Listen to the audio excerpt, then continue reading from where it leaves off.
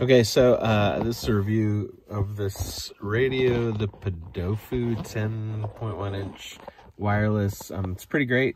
I like it. The Z-Link is how you connect to your wireless CarPlay, and it works pretty well. The biggest problem I've had, and I can't figure out any solution to it, is that when I make a call from here, not from the regular Bluetooth settings, but from CarPlay, the mic is almost inaudible to people. The sound coming through is great, but people can't hear me. I have to switch over to the phone to use it, which is kind of a bummer because it's part of the reason why you want to use it, the CarPlay.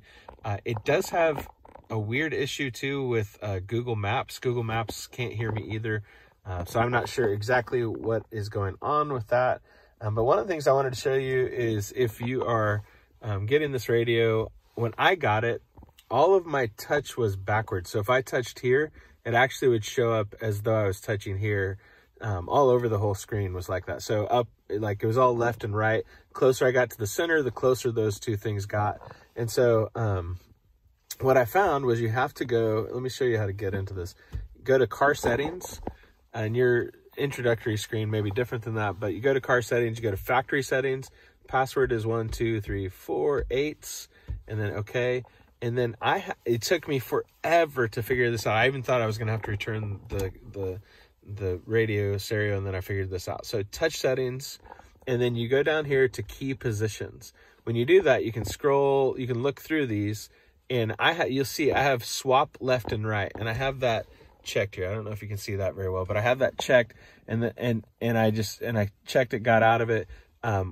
What that did was it actually flipped those and it fixed the problem. I don't know why that was an issue, but it came that way to me. And so once I did that, it was a huge, huge relief. Something else that maybe I'm just dumb, but when I came into this, for some reason, I just thought I thought these were all the settings that there were. I didn't think to swipe up. So I spent forever trying to figure out how to program my steering wheel because, oops, sorry, let me go back in here. I was going into the car setting, the factory settings, and I thought that this right here, the physical button study, was how to do it. This is actually for setting these buttons here. Let me turn on my lights. That's for setting these physical buttons here. That's what this does. So you can change how those buttons work. I thought that's how you change the steering wheel control, and I'm a dope. So anyway, that's just some of the stuff that I found. My car has a CAN bus for the steering wheel, so I had to put the axis. I think it's ASWC-1. It's a little device that you install in with this.